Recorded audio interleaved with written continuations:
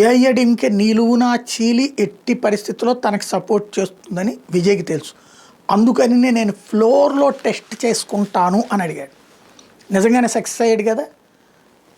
ఒక్కొక్క పార్టీ రావడానికి 100 రకాల కారణాలు చెప్పొచ్చారు. ఇప్పటికి కూడా మేము డిఎంకే కూటమిలోనే ఉండి నీకు భద్రత ఇస్తున్నాం బయట నుంచి అంటూ నిన్న కూడా వాక్రుచ్చారు అసెంబ్లీలో.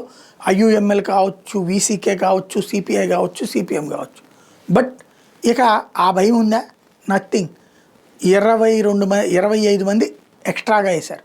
144 అంటే 27 ఎక్కువ వచ్చినాయి. 120 లెక్క వీళ్ళందరూ.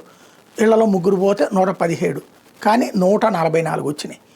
27 ఎక్స్ట్రా వచ్చినాయి. 25 వీళ్ళే ఉన్నారు. కాబట్టి ఏ టెన్షను లేదు రాబోయేటటువంటి రోజు. 108కి లెక్కేసుకున్నా, 107కి లెక్కేసుకున్నా ఇక్కడ రేపు పొద్దున గెలిచేది మళ్ళీ అది కూడా కలిపితే 108, వీళ్ళ 25 కలిపితే 140, 135 ఆ రేంజ్కి వచ్చేసింది. ఇంకా ప్రాబ్లం ఏముంది?